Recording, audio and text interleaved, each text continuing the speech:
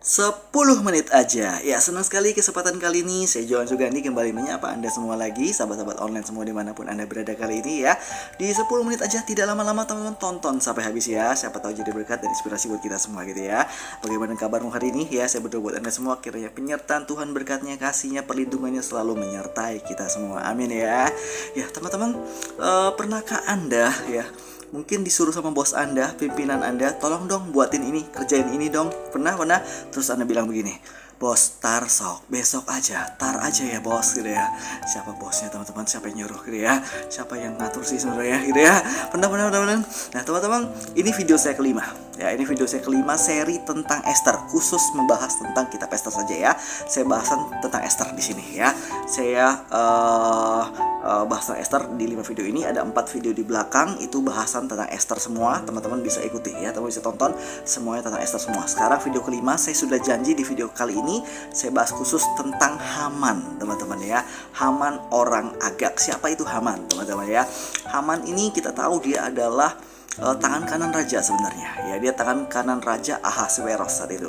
Hiduplah seorang raja bernama Ahasweros di kerajaan Persia Media sekitar tahun 500 sebelum Masehi, teman-teman ya.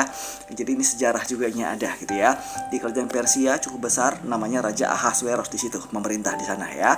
Waktu itu dia punya ratu namanya Ratu Wasti, tapi Ratu Wasti sudah dibuang, diganti karena dia tidak taat sama raja. Ratu Wasti ya akhirnya dibuang, digantikan dengan Ratu Esther ya. Esther adalah orang Yahudi, rakyat biasa sebenarnya yang tinggal di wilayah pemerintahan Ahasweros saat itu ya, di kerajaan Persia. Saat itu orang Yahudi ikut sayembara kontes pemilihan ratu ya. Akhirnya terpilihlah Esther dari sekian gadis darah yang ada yang melamar ingin menjadi ratu. Terpilih cuma satu, Esther namanya. Rakyat Yahudi, rakyat biasa masuk ke dalam istana menjadi ratu. Raja sayang sama Esther, raja berkenan sama Esther. Esther terpilih menjadi ratu gitu ya. Nah singkat cerita teman-teman, waktu Esther jadi ratu terdengarlah sebuah kabar. Ada bencana, ada malapetaka, sebuah rancangan jahat seseorang bernama Haman ya. Haman ini siapa? Haman ini adalah orang tangan kanan raja juga sebenarnya. Dia kepercayaan raja, pejabat Persia saat itu ya, orang yang dipercaya raja juga, punya wewenang juga di kerajaan Persia saat itu ya, tangan kanan raja. Dia punya niat jahat, dia punya sentimental terhadap orang-orang Yahudi. Nah waktu itu dia punya niat jahat, ingin membunuh, menghancurkan, membinasakan orang-orang Yahudi yang tinggal di pemerintahan kerajaan Ahasweros saat itu, kerajaan Persia ya. Ini 500 sebelum Masehi kejadiannya ya, kira-kira dia ingin membunuh orang-orang Yahudi saat itu ya. Terdengarlah kabar ini sama Esther. Esther saat itu sudah menjadi ratu saat itu ya. Esther juga orang Yahudi, Esther juga terancam gitu ya. Bisa terkena dampaknya juga dari akibat rencana jahat si Haman tadi gitu ya. Bagaimana dengan rakyatku juga di luar sana, orang Yahudi di luar sana, gimana nih rakyatku, bangsaku, bisa terancam semua. Akhirnya Esther memberanikan diri menghadap raja, mendatangi raja. Dia hampir raja, membawa perkara ini, tidak main-main, sebuah bangsa akan dibinasakan. Esther bawa perkara ini sama raja. Dia datangin raja, berhadapan muka dengan raja. Dia ceritakan semuanya. Akhirnya terjadilah pembalikan keadaan. Raja sayang sama Esther, raja berkenan sama Esther, permintaan Esther dikabulkan. Akhirnya Haman yang tadi punya niat jahat seperti itu, ingin membunuh orang-orang Yahudi, Hamanlah yang malah digantung sama raja. Hamannya yang dibunuh sama raja akhirnya. Terjadi pembalikan keadaan gitu teman-teman ya. Nah teman-teman, siapa sih Haman ini teman-teman? Haman adalah orang Agag. Di kitab Esther dibilang gitu, Haman orang Agag. Siapa Agag teman-teman? Kita mundur sedikit. Kalau kejadian Esther sekitar 500 sebelum Masehi kejadiannya ya, tahunnya segitu. Kita mundur lagi 500 tahun ke belakang lagi ya. Jadi 1000 tahun sebelum Masehi, kira-kira 1050 kurang lebih teman-teman, kira-kira sebelum Masehi, 10 abad sebelum Masehi. Kita mundur lagi ke belakang, itu hiduplah seorang raja bernama Raja Saul ya. Ingat ya, Raja Saul adalah raja pertama yang memerintah bangsa Israel saat itu ya. Ada seorang nabi juga yang mendampingi Raja Saul, namanya Nabi Samuel. Teman-teman ingat ya ceritanya ya. Suatu hari Allah suruh ya, Tuhan suruh sama Saul perangi bangsa Amalek gitu ya. Bangsa Amalek tumpas mereka tanpa belas kasihan. Perempuan, laki-laki, anak kecil, orang dewasa, semua bantai. Bahkan ternak-ternak mereka habiskan semua gitu. Tuhan yang suruh teman-teman, suruh menghabiskan sebuah bangsa Amalek, lenyapkan mereka semua tanpa belas kasihan. Tetapi Saul tidak taat sama perintah Tuhan tadi ya. Ini ini waktu lagi zaman Saul teman-teman ya. Saul tidak taat. Kita tahu ya ceritanya, akhirnya Saul membiarkan seorang rajanya bangsa Amalek dibiarkan hidup, padahal Tuhan suruh bunuh semuanya ya. Tapi Saul biarkan hidup raja bangsa Amalek, namanya Raja Agag teman-teman. Haman tadi orang Agag teman-teman ya. Jadi ini kisahnya teman-teman ya. Waktu itu Saul menyisakan raja bangsa Amalek namanya Raja Agag, dibiarkan hidup, sama ternak-ternaknya juga dibiarkan hidup dengan alasan rohani pula gitu ya. Tuhan tidak senang sama Saul, Tuhan tidak berkenan atas perbuatan Saul tadi. Akhirnya Tuhan menolak Saul menjadi raja ya. Saul ditolak sama Tuhan, berhenti posisinya menjadi raja, digantikan sama yang lain, Daud akhirnya gitu ya teman-teman ya. Ini kisahnya begitu. Waktu Tuhan suruh membunuh bangsa Amalek, perangi bangsa Amalek, tumpas semuanya, tapi Saul tidak taat sama Tuhan. Saul sisakan. Harusnya si Agag tadi, Raja Amalek tadi, dibunuh pada saat waktu peperangan, ditangkap dibunuh. Harusnya begitu ya, Tuhan suruh ya, tapi dia tidak taat, dia sisakan, dibiarkan Raja Agag tetap hidup. Samuel, nabi profetik banget ini nabi gitu ya.